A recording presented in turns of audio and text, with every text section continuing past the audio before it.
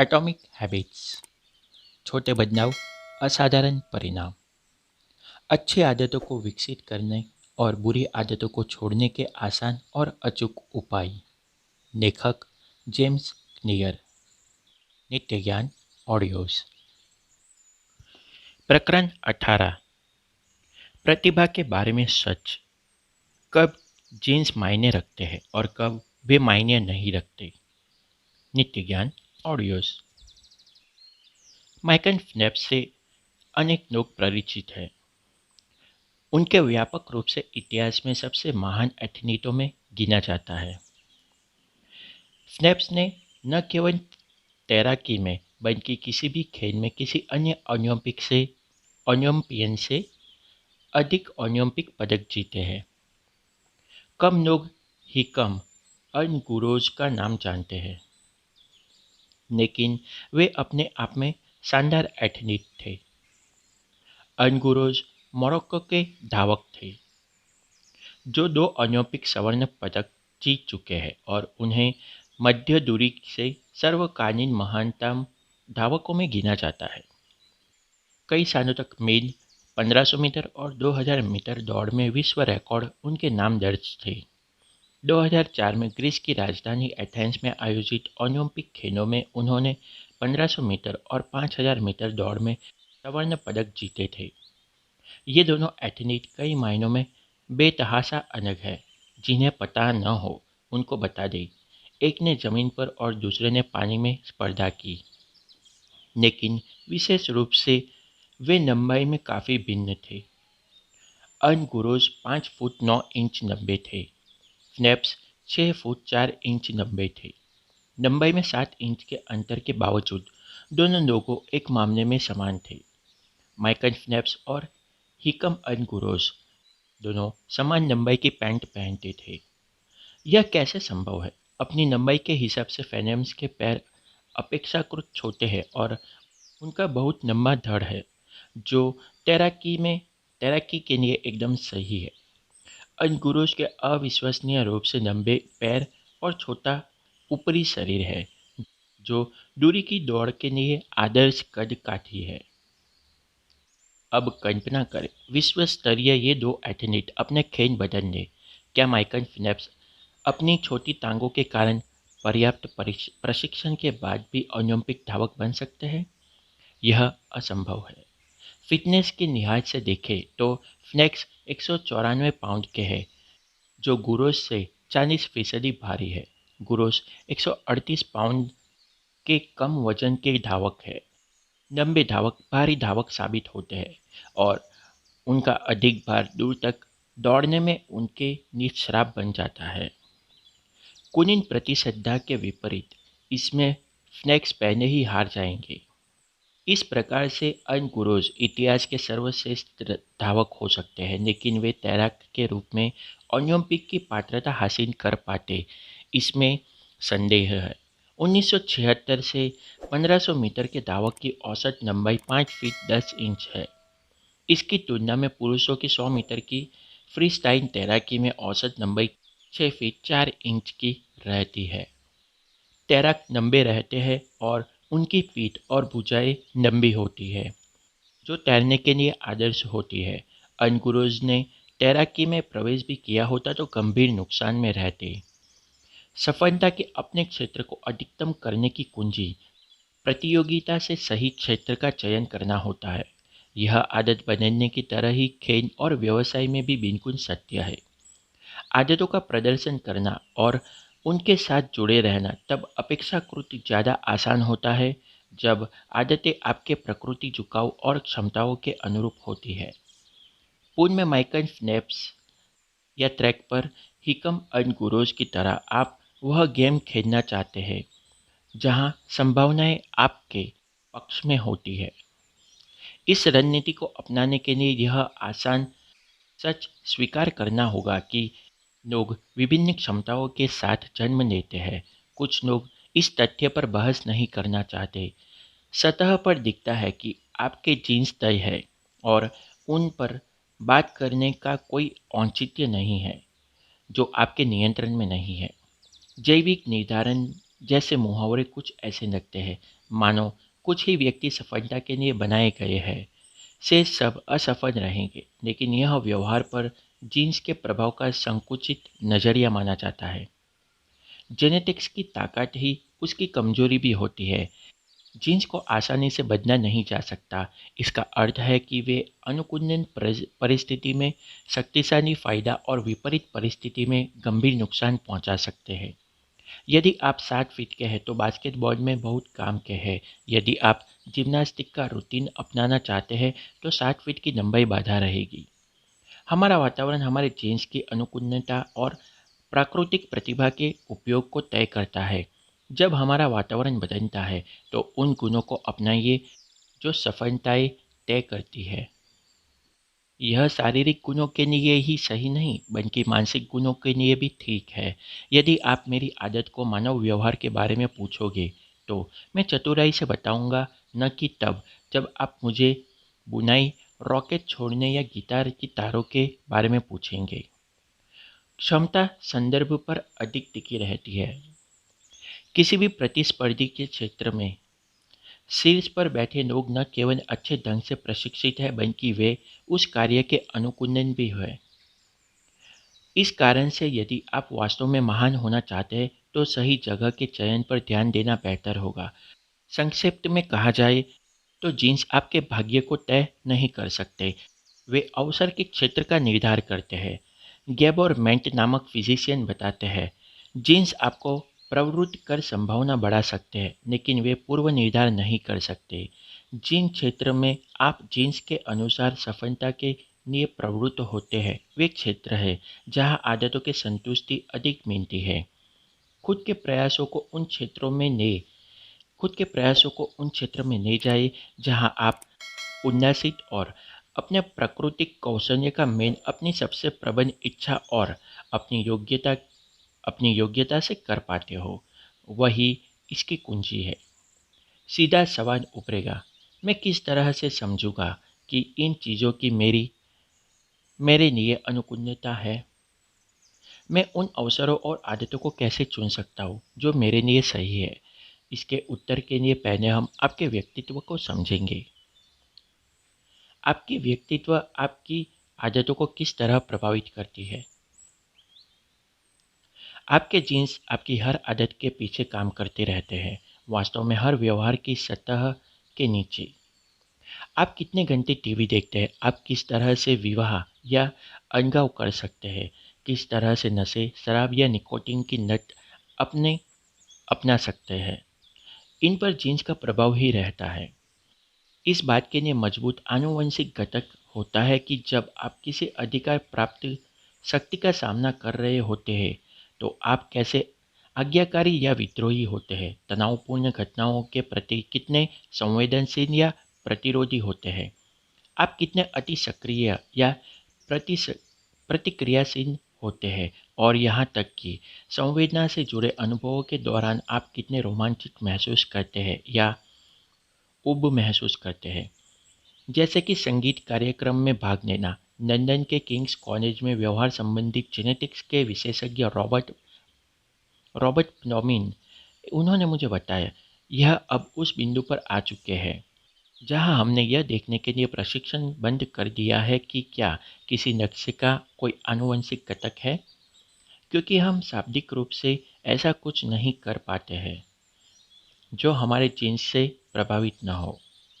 एक साथ बंधे जेनेटिक नक्शों के आपके अनूठे समूह आपको एक विशेष व्यक्ति की ओर प्रवृत्त करते हैं। आपका व्यक्तित्व उन विशेषताओं का समूह है जो परिस्थिति से परिस्थिति के अनुरूप होता है।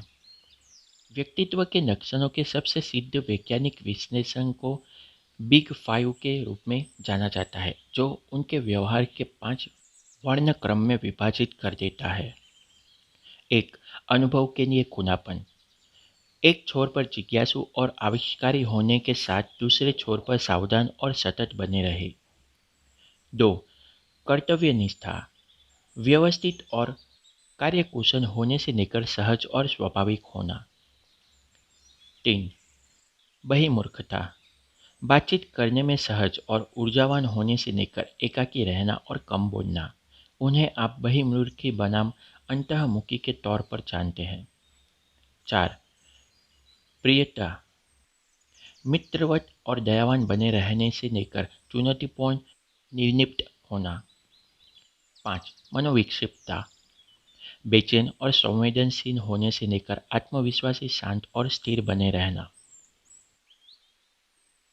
इन 5 गुणों की जैविक बुनियाद होती है। उदाहरण के लिए बहिर्मुखता को जन्म से ही आंका जा सकता है। यह वैज्ञानिक नैसर्गिक बोर्ड में जोर से आवाज़ निकालने तो कुछ बच्चे इस ओर गुम जाएंगे, जबकि उन अन्य उसके विपरीत हो जाएंगे। जब वैज्ञानिकों ने पूरे जीवन काल में इन बच्चों की आदतों पर ध्यान दिया तो आवाज़ की ओर जो बच्चे घूमे वे बहिर्मुखी मिले। जो बच्चे विपरीत या दूसरी ओर घूमे वो अंतःमुखी मिले। जिन लोगों की प्रियता उच्च स्तरीय होती है उनमें दया, दूसरों का ध्यान रखने का चिंतन और उष्मा रहती है। उन लोगों में उच्च स्तर पर प्राकृतिक ऑक्सीटोसिन स्तर भी होता है। यह ऐसा हार्मोन है जो सामाजिक संबंध में महत्वपूर्ण भूमिका निभाता है, विश्वास का भाव बढ़ाता है और यह हार्मोन प्राकृतिक अवसादवरोधी के रूप में काम कर सकता है। आप आसानी से इस बात को समझ सकते हैं कि जो व्यक्ति धन्यवाद में नोट्स लिखने की आदत या सामाजिक कार्यक्रमों में आयोजन की ओर झुका हुआ है, उसमें किस स्तर पर ऑक्सीटोसिन होता है। तीसरे उदाहरण के रूप में मनोविक्षिप्तता पर विचार करें। यह व्यक्ति की ऐसी विशेषताएं हैं जो सभी लोगों में भिन्न स्तरों पर होती है। जिन लोगों में मनोविक्षिप्तता ज़्यादा होती है वे बेचैन रहते हैं और दूसरों की तुलना में वे अधिक चिंता करते हैं। इस विशेषता को एमिग्डाला की अति संवेदनशीलता से जोड़ा गया है। एमिग्डाला मस्तिष्क का वह हिस्सा होता है जो खतरों को नोटिस करने के लिए जिम्मेदार होता है। दूसरे शब्दों में, जो लोग अपने वातावरण में नकारात्मक संकेतों के प्रति अधिक संवेदनशील होते हैं, मनोविक्षिप्तता में उच्च स्कोर करने की संभावना रखते हैं। अन्य आदतें सिर्फ हमारे व्यक्तित्व से निर्धारित नहीं होती, लेकिन इसमें कोई संदेह नहीं है कि हमारे जीन्स हमें एक निश्चित दिशा की ओर मोड़ देते हैं। गहरी जोड़ वाली हमारी वरीयता कुछ व्यवहार को कुछ लोगों के लिए दूसरों की तुलना में आसान बना देती है। आपको इन अंतरों के लिए क्षमा याचना नहीं करनी चाहिए या उनके बारे में अपराध बोध में ग्रस्त नहीं होना चाहिए, लेकिन आपको उनके साथ काम करना चाहिए। उदाहरण के लिए एक व्यक्ति जो कर्तव्य निष्ठा पर कम स्कोर करता है, उसके स्वभाव से व्यवस्थित होने की संभावना कम होगी और उसे अच्छी आदतों से जुड़े रहने के लिए वातावरण डिजाइन पर अधिक भरोसा करने की आवश्यकता हो सकती है।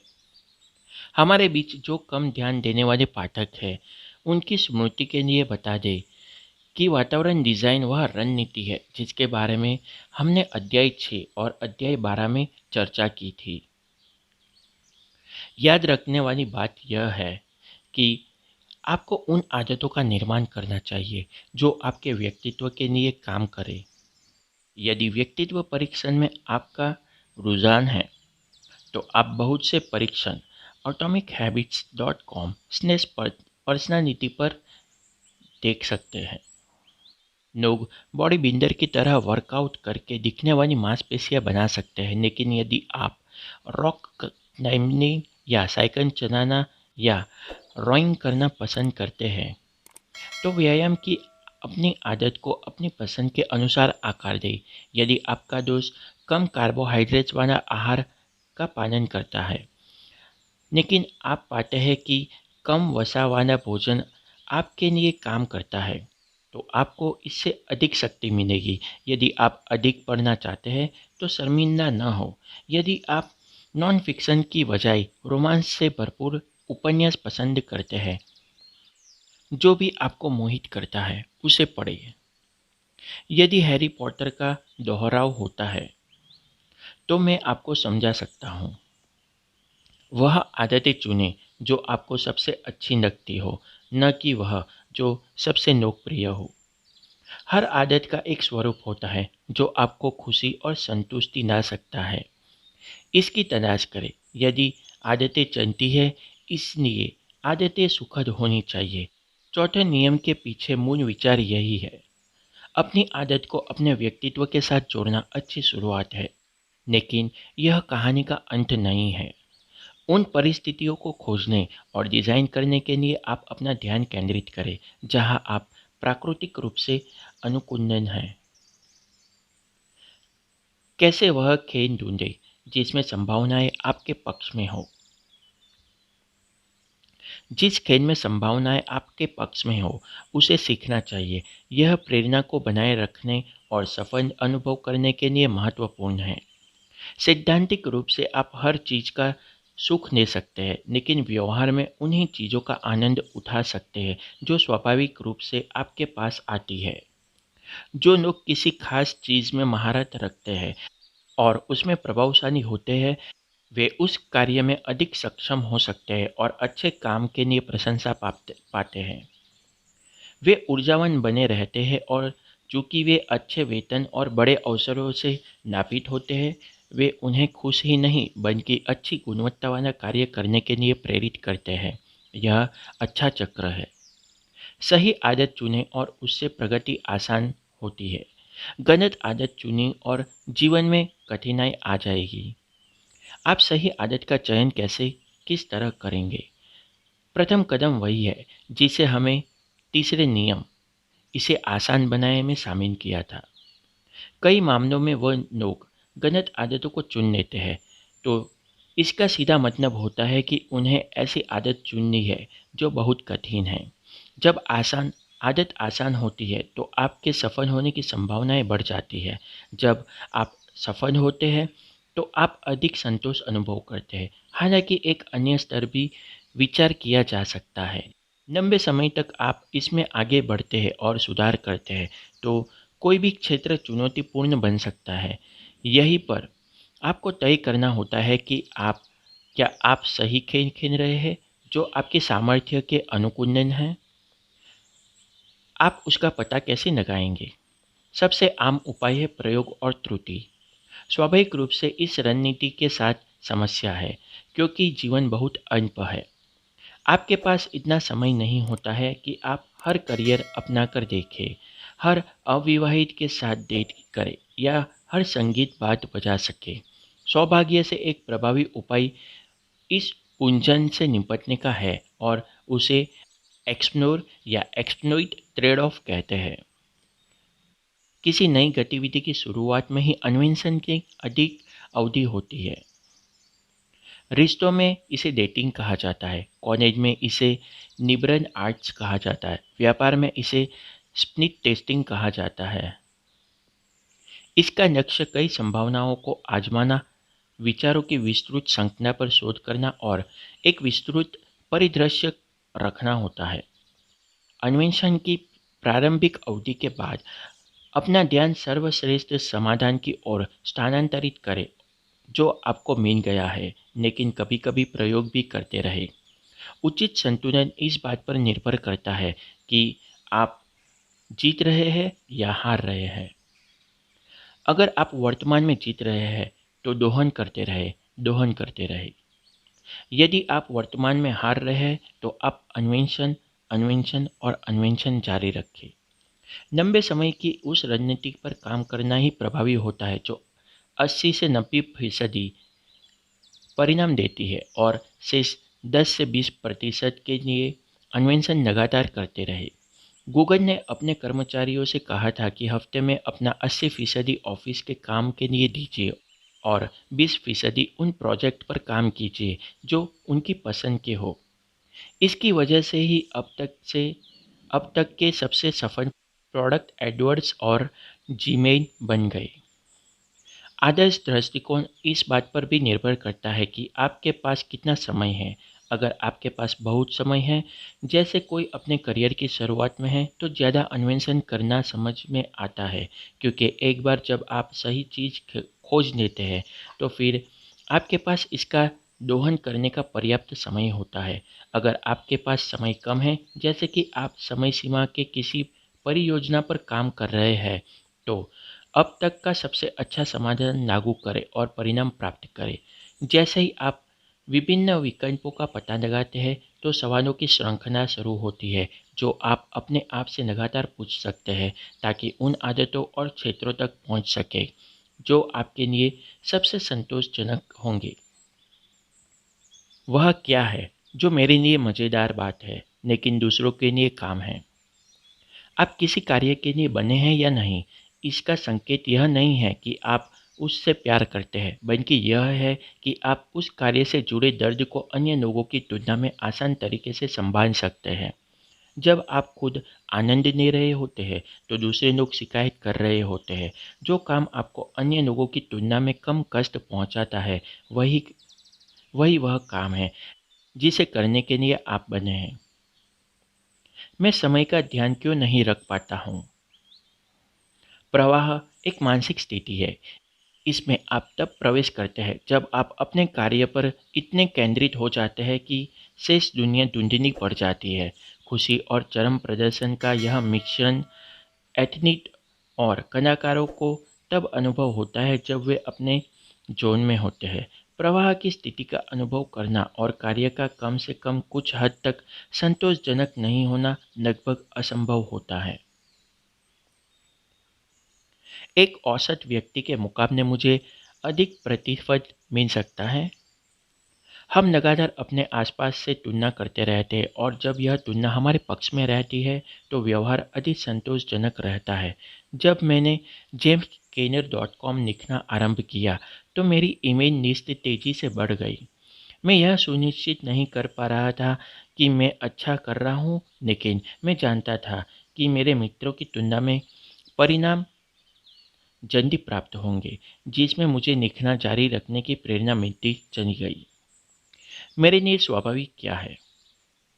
एक पल के लिए इस बात को भूल जाओ कि आपको क्या पढ़ना आपको क्या पढ़ाया गया है, समाज ने आपको क्या कहा है, इसे भी भूल जाओ। दूसरों की क्या अपेक्षा है, यह भी भूल जाओ। अपने भीतर देखो और पूछो, मेरे लिए स्वाभाविक क्या है?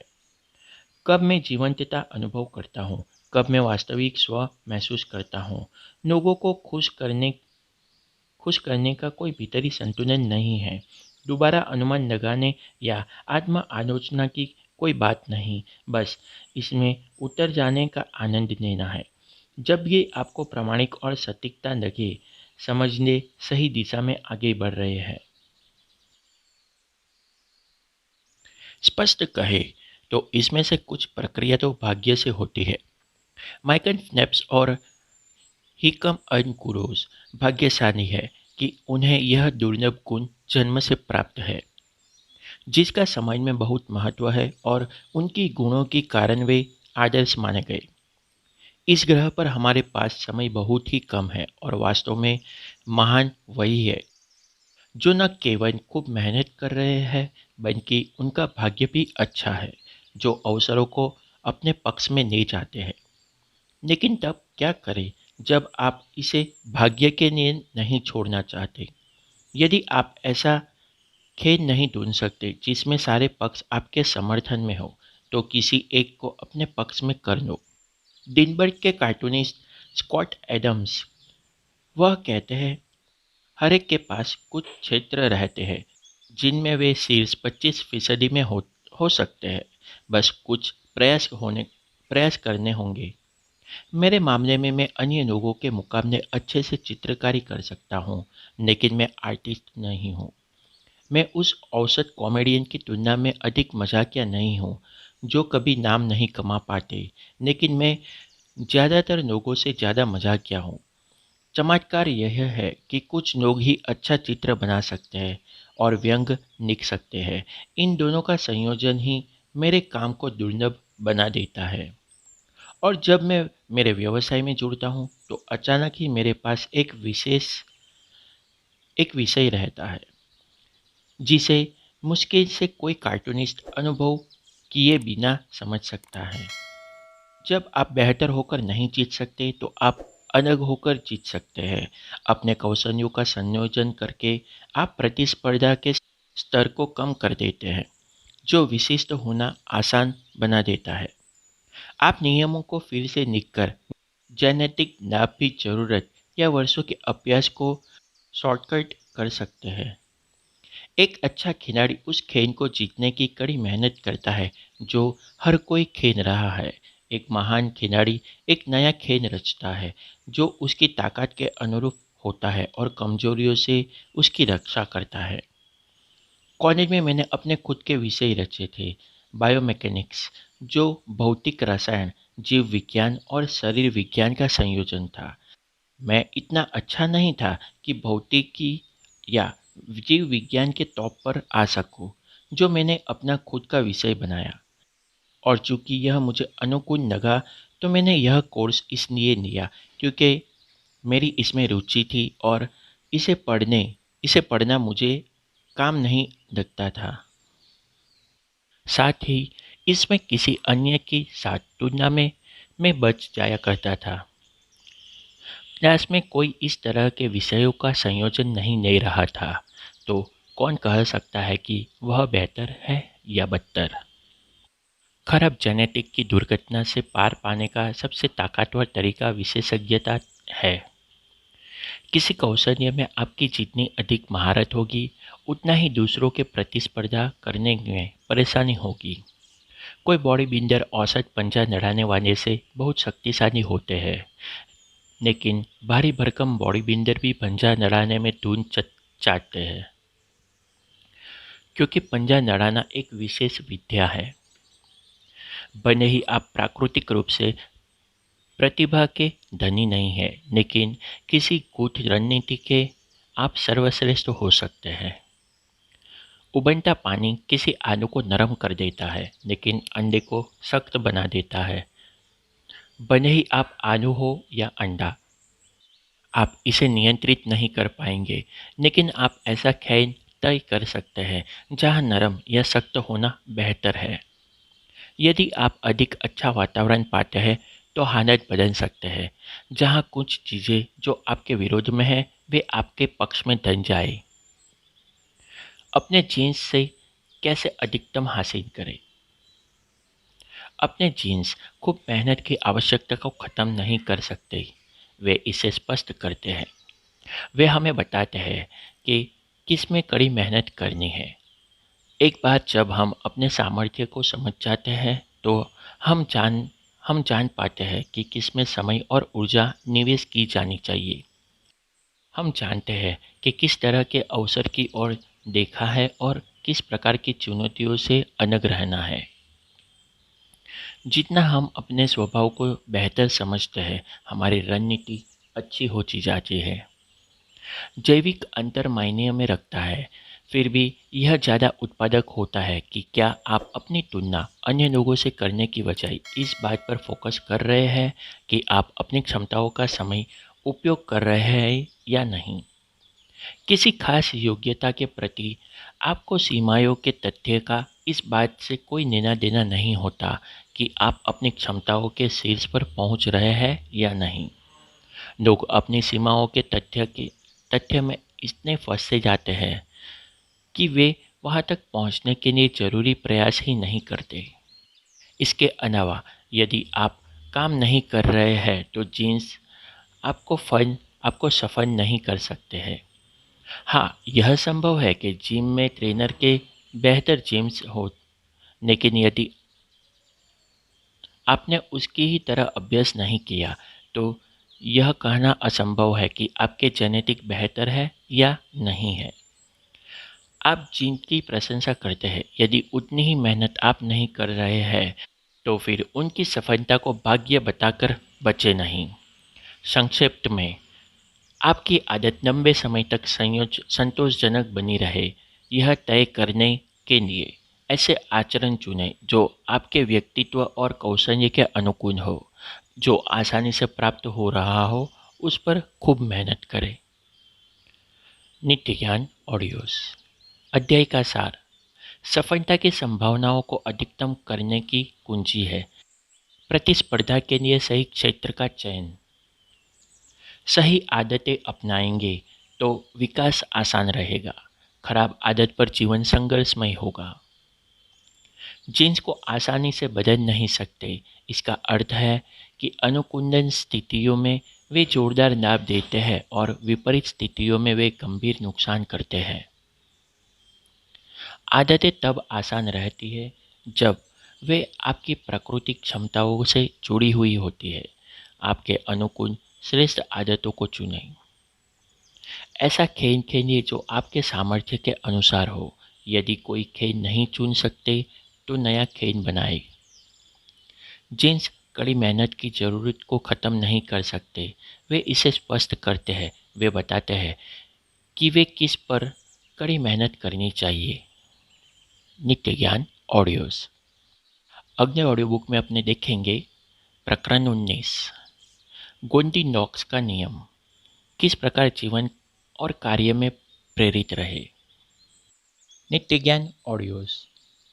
दोस्तों, आशा रखता हूँ कि यह ऑडियो बुक आपको पसंद आ रहा है, और अगर ये आपको पसंद आ रहा है तो मेक श्योर कि आप इस चैनल को, इस ऑडियो बुक को लाइक करें, इस चैनल को सब्सक्राइब करें, ताकि ऐसे ही ऑडियो बुक और आपको मिलते रहे, और नोटिफिकेशन बेल आइकॉन भी हिट कर दे, ताकि जैसे ही नए ऑडियो बुक अपलोड हो तो आपको तुरंत ही नोटिफिकेशन मिल जाए।